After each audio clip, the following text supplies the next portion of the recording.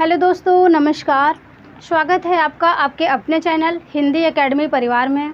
कैसे हैं आप लोग? आशा करती हूँ अच्छे होंगे, स्वस्थ होंगे और मस्त होंगे, खूब मन लगाकर पढ़ाई कर रहे होंगे।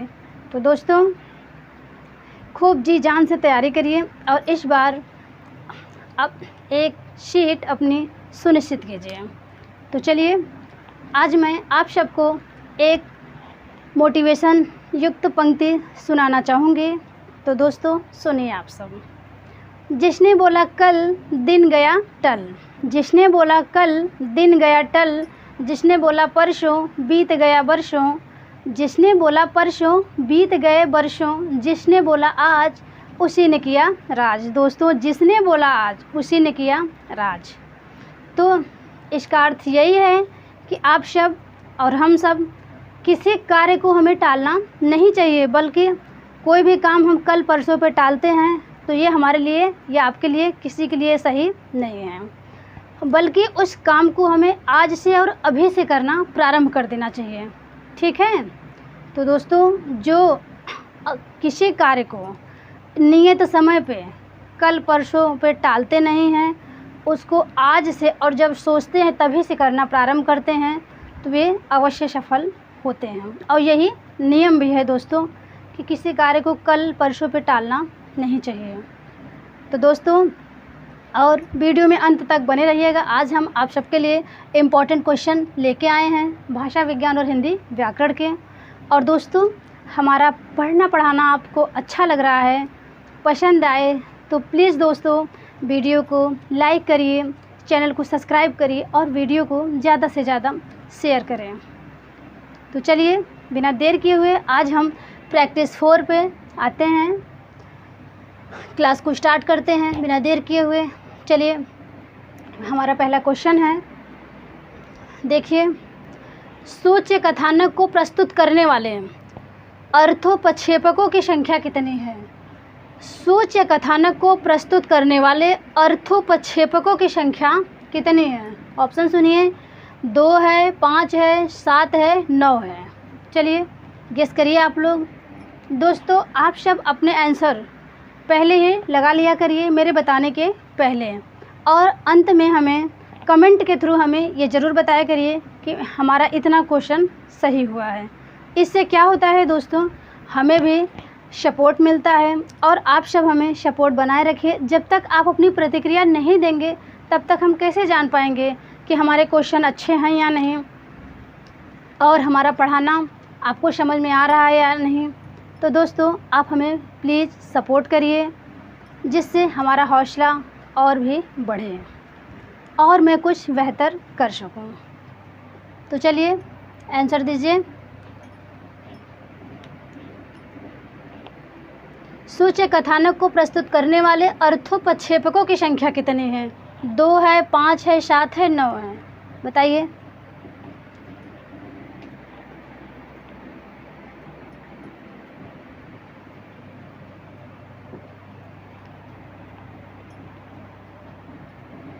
तो चलिए ऑप्शन सुन लीजिए। 5 है। दोस्तों, ये टीजीटी पीजीटी में बहुत बार ये क्वेश्चन पूछा जा चुका है। तो चलिए, 5 हैं, कौन कौन है ये भी सुन लीजिए। तो एक है विष्कंभक, अंकावतार, और विष्कंभक, अंकावतार, चूलिका, अंकाश्य, अंकमुख। ठीक है? चलिए इसको नोट कर लीजिए।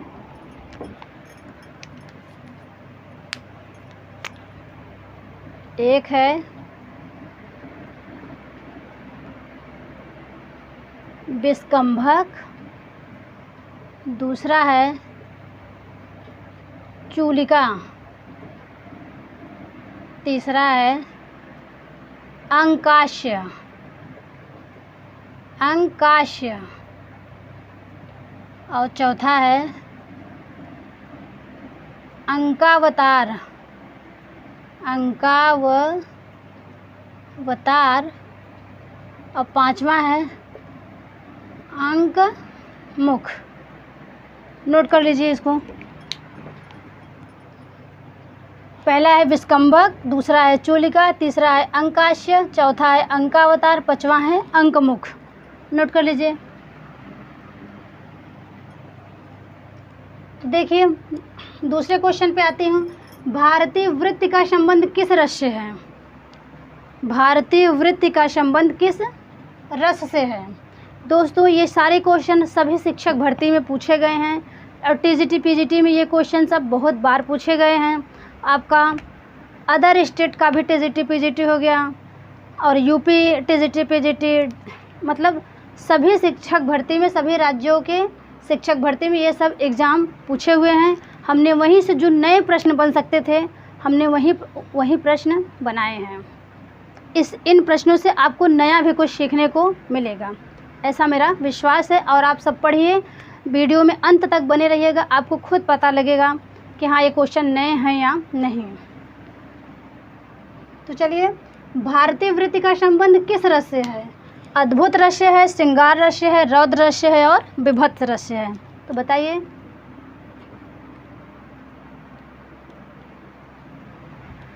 गेस करिए आप सब अपना आंसर।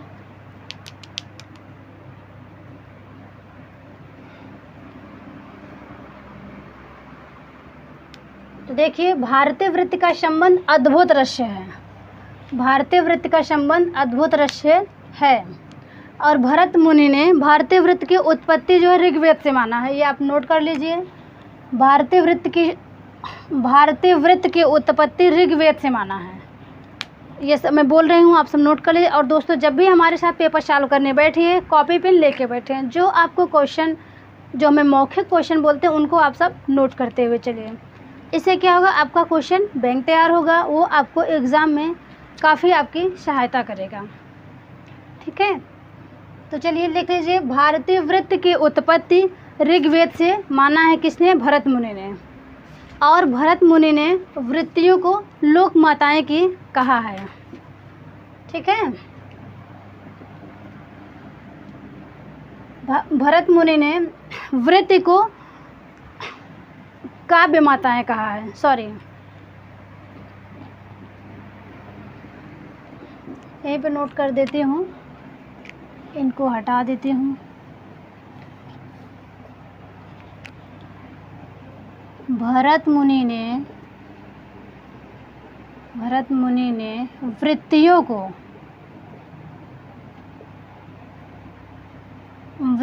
को काव्य माताएं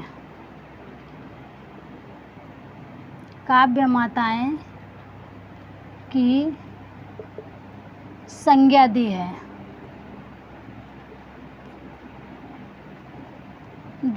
ठीक है, और भारतीय वृत्त की उत्पत्ति ऋग्वेद से माने, ये भी नोट कर लीजिए। एक पॉइंट हो गया, ये दूसरा पॉइंट है। भारतीय वृत्त की उत्पत्ति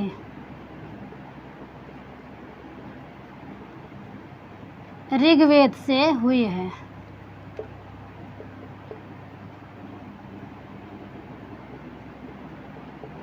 भरत मुनि ने भारतीय वृत्त की उत्पत्ति ऋग्वेद से हुई है, ऐसा माना है। चलिए अगला क्वेश्चन देखिए। काव्य का वह गुण जो चित्त में तेज और स्फूर्ति का संचार करता है। काव्य का वह गुण जो चित्त में तेज और स्फूर्ति का संचार करता है, वह कहलाता है, कौन सा गुण कहलाता है? ऑप्शन सुनिए। प्रसाद गुण, माधुर्य गुण, ओज गुण, कोई नहीं। बताइए।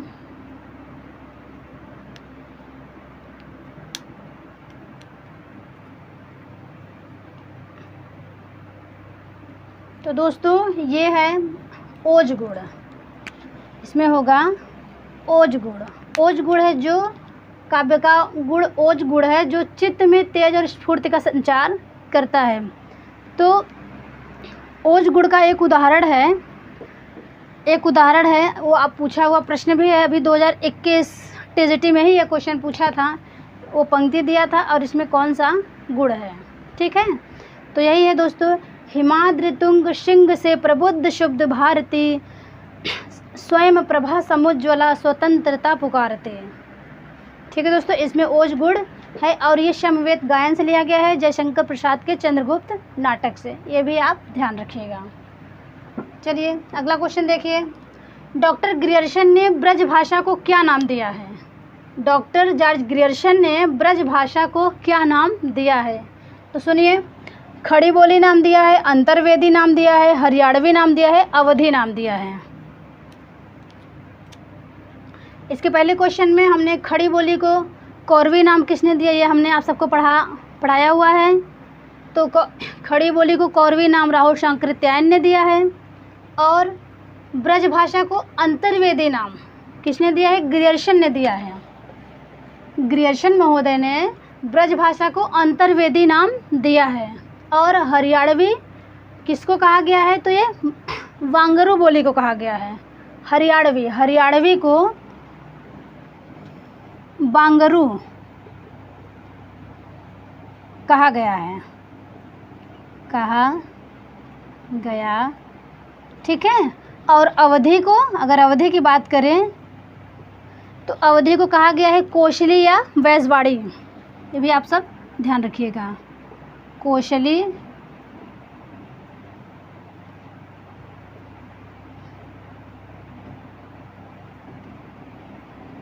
बैसवाड़ी, ठीक है।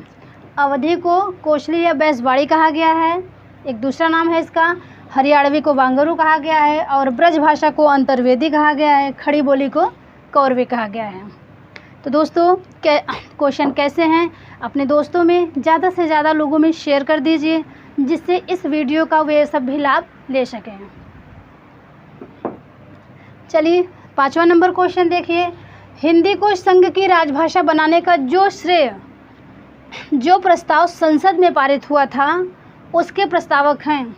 हिंदी को संघ की राजभाषा बनाने का जो प्रस्ताव पारित हुआ था, उसके प्रस्तावक हैं। ऑप्शन सुनिए, पंडित जवाहरलाल नेहरू हैं, राजगोपालाचारी हैं, श्री गोपाल स्वामी आयंगर हैं, और राजर्षि पुरुषोत्तम दास टंडन हैं। चलिए ऑप्शन करिए, आप लोग अपना अपना ऑप्शन कर लीजिए, गेस कर लीजिए, फिर मैं आंसर बताऊं। तो दोस्तों, हिंदी को संघ की राजभाषा बनाने का जो प्रस्ताव संसद में पारित हुआ था, उसके प्रस्तावक हैं श्री गोपाल स्वामी आयंगर, ठीक है। चलिए क्वेश्चन नंबर 6 देखिए।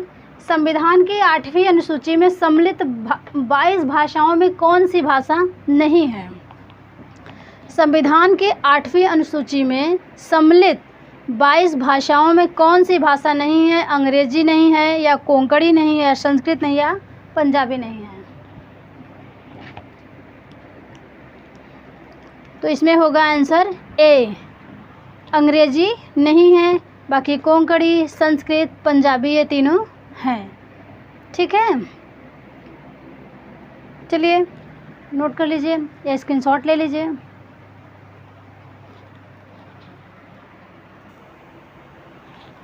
अगला क्वेश्चन देखिए दोस्तों, कौन सा विकल्प असत्य है?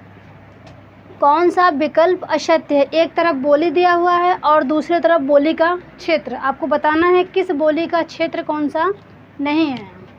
तो देखिए ऑप्शन ए देखिए, अवधी का बोली क्षेत्र है अयोध्या, सीतापुर, उन्नाव, इलाहाबाद, रायबरेली, बहराइच, प्रतापगढ़। और भोजपुरी का है गोरखपुर, देवरिया, छपरा, बलिया, बनारस, गाजीपुर, चंपारण। खड़ी बोली का क्षेत्र देखिए रामपुर, बिजनौर, सहारनपुर, दिल्ली, मेरठ, मुरादाबाद, मुजफ्फरनगर। ब्रजभाषा का क्षेत्र देखिए रीवा, जबलपुर, मिर्ज़ापुर। सॉरी, यहाँ पे आ की मात्रा लग गया है। ब्रजभाषा का क्षेत्र रीवा, जबलपुर, मिर्ज़ापुर। चलिए अपने अपने आंसर गेस करिए आप सब, फिर मैं आपको राइट आंसर बताऊं। दोस्तों, हमने यहाँ पे जो प्रमुख बोली का क्षेत्र है, हमने उन्हीं को लिया हुआ है और ये एग्ज़ाम में पूछे हुए हैं। तो आप सब इन सभी क्षेत्रों को ध्यान में रखेंगे, ठीक है। और हम ऐसा क्वेश्चन बनाने का प्रयास करते हैं जिसमें आपको आपका एक क्वेश्चन के साथ साथ आपके और क्वेश्चन तैयार हों।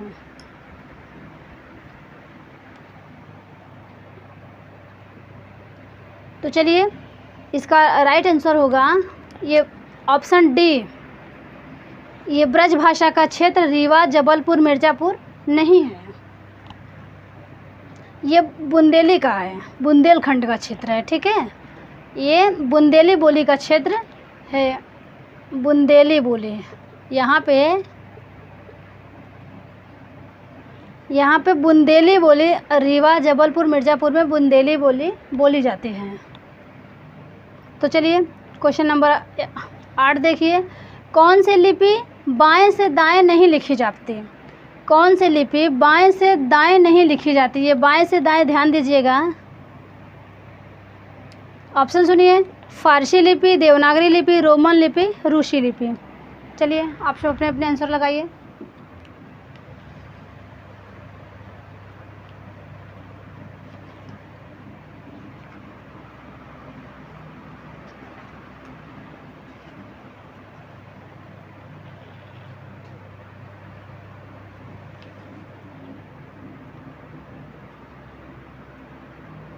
तो देखिए, इससे संबंधित हमने इसके पहले प्रैक्टिस में कराया था कि कौन सी लिपि दाएं से बाएं लिखी जाती है। हमारी ये फारसी लिपि है, ठीक है।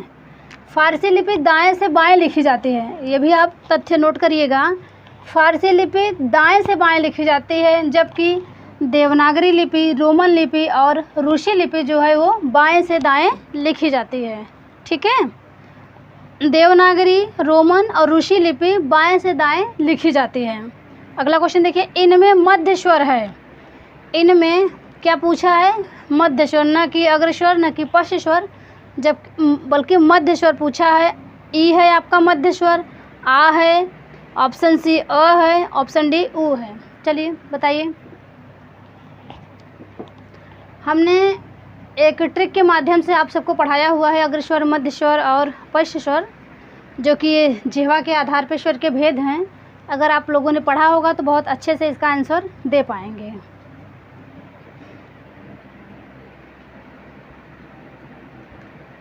चलिए मैं बता देती हूँ, इसमें ऑप्शन सी जो है अ है, ये आपका मध्य स्वर है, ठीक है। और ये बी जो है, आ जो है, ऑप्शन नंबर बी में आ है, ये आपका विवृत स्वर की श्रेणी में आता है और ये पश्च स्वर की श्रेणी में आता है, आ और ऊ। ऑप्शन नंबर डी जो है ऊ, ये भी आपका पश्च स्वर है, और ऑप्शन नंबर ए ई जो है ये आपका अग्रस्वर है, ठीक है। अगला क्वेश्चन देखिए, विकास की दृष्टि से प्राकृत की पूर्वकालिक अवस्था है। विकास की दृष्टि से प्राकृत की पूर्वकालिक अवस्था यानी प्राकृत के पहले कौन सी अवस्था थी, यहाँ पे हमें यही बताना है। तो चलिए, पाली थी, डिंगल, अपभ्रंश, अवहट, क्या था?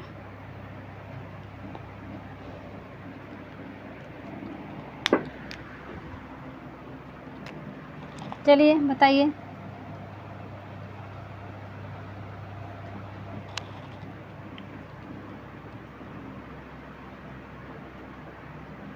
चलिए सभी भाषाओं को हम यहीं लिख देते हैं, ये सब आप नोट कर लीजिए। क्रम से मिलाने के लिए पूछता है, संस्कृत, पाली, प्राकृत, अपभ्रंश,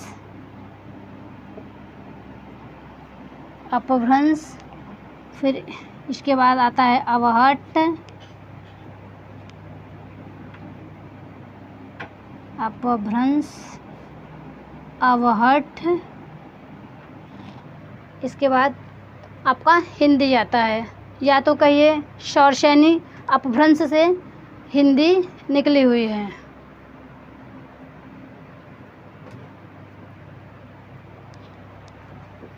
संस्कृत, पाली, प्राकृत,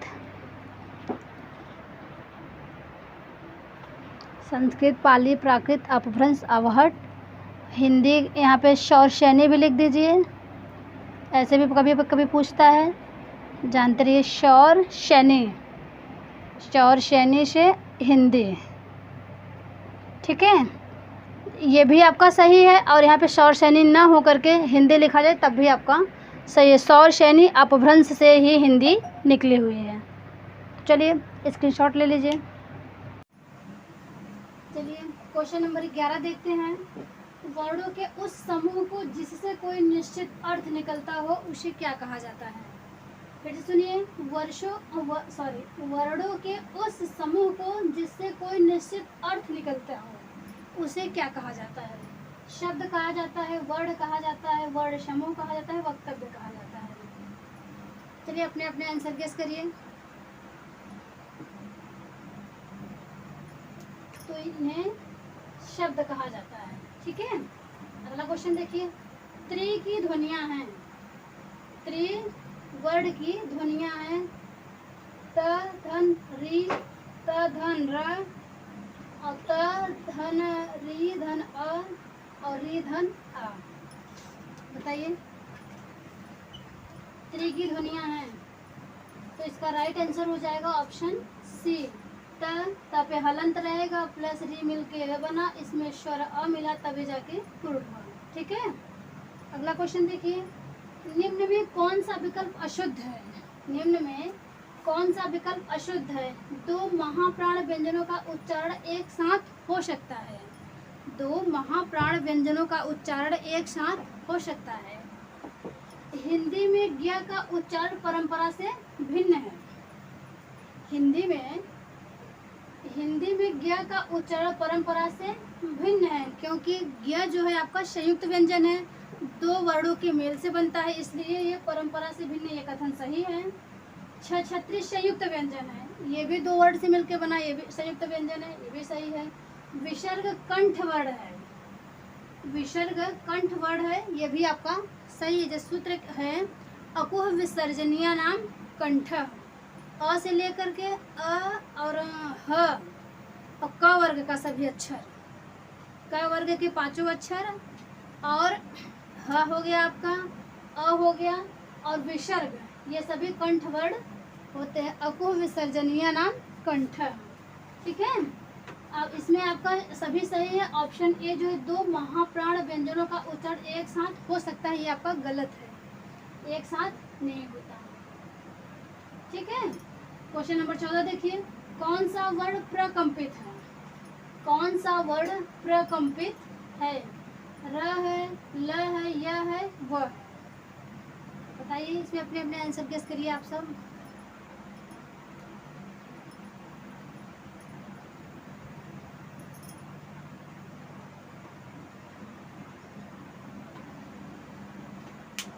चलिए गेस करिए।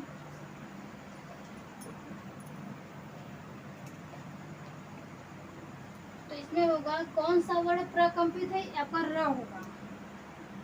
ये र जो है ये प्रकंपित है, और यह व जो है ये अर्धस्वर है।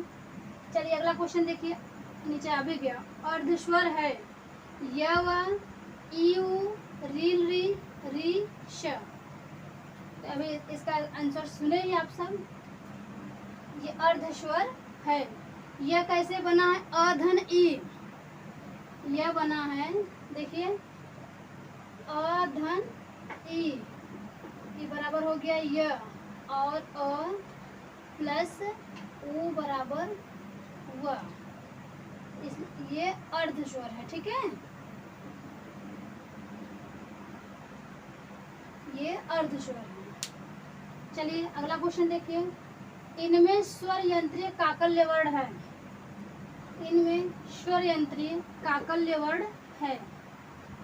र है, य है, व है, ह है। चलिए बताइए।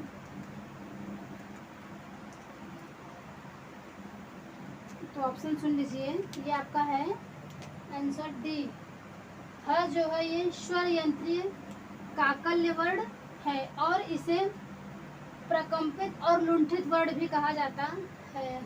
यहाँ देखिए, ह को प्रकंपित,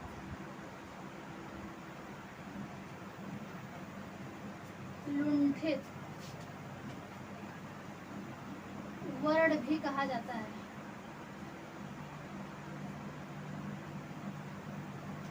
इसको भी आप सब नोट कर लीजिएगा। चलिए स्क्रीनशॉट ले लीजिए।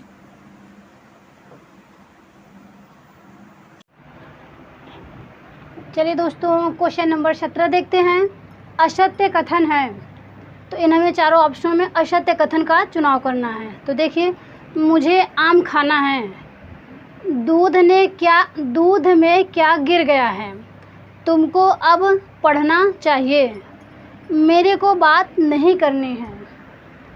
तो बताइए इसमें यहाँ पे असत्य वाक्य पूछा है, ये वाक्य है दोस्तों।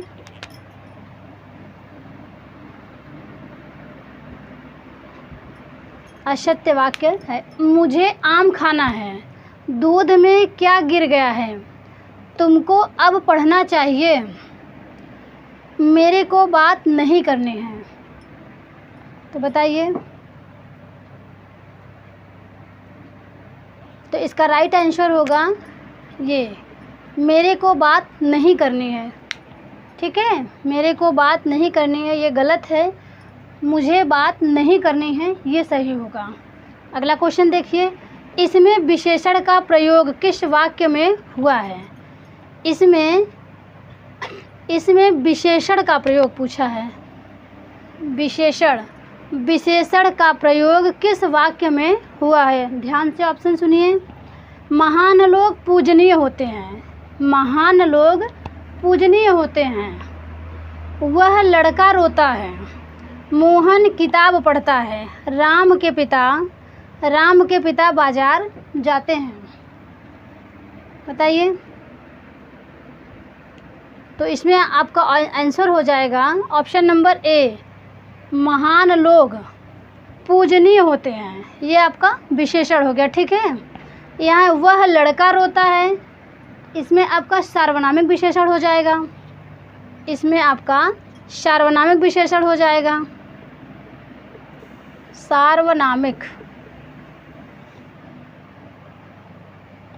ठीक है, अब मोहन किताब पढ़ता है, मोहन किताब पढ़ता है, ये आपका क्या हो गया, कौन पढ़ता है, मोहन, ये संज्ञा हो गया। ठीक है, यहाँ पे संज्ञा हो गया।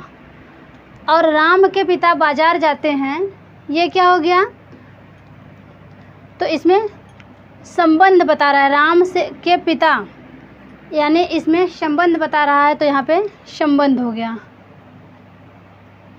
संबंध कारक। ठीक है, महान लोग पूजनीय होते हैं, ये आपका विशेषण है, इसको भी ऐसे नोट कर लीजिए। दोस्तों, प्रैक्टिस खूब लगाइए।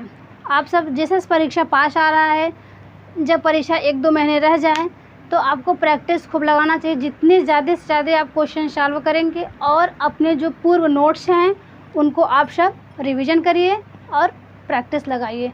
जहाँ पे आपका जो टॉपिक, जो सिलेबस, जहाँ पे आपका वीक पॉइंट है वो आपको प्रैक्टिस से ही पता चलेगा। ठीक है, तो वहाँ आप अपनी मजबूती, अपनी तैयारी को फिर से धार दे सकते हैं। तो चलिए अगला क्वेश्चन देख, क्वेश्चन नंबर 19 है, शुद्ध वर्तनी पूछा है। शुद्ध वर्तनी है, जागृति है, अंतर ध्यान है, पूज्यनीय है, अभ्यारण्य है। तो देखिए क्वेश्चन है, शुद्ध वर्तनी में जागृति शुद्ध है, अंतर ध्यान है, पूज्यनीय है, अभ्यारण्य है। तो चलिए इसमें राइट आंसर बता देते हैं। ये अभ्यारण्य आपका शुद्ध है, जागृत का होता है जागृत। ठीक है, जागृत। और अंतर ध्यान का होता है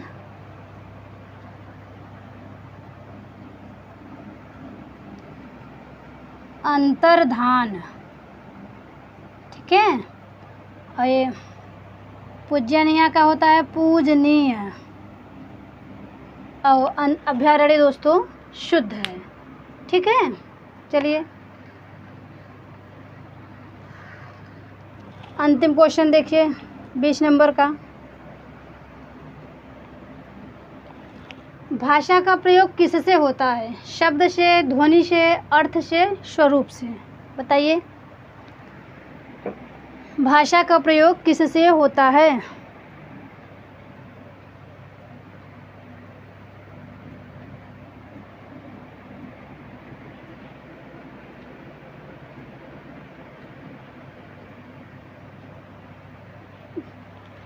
भाषा का प्रयोग किससे होता है? शब्द, ध्वनि, अर्थ, स्वरूप। चलिए अपने अपने आंसर गेस करिए।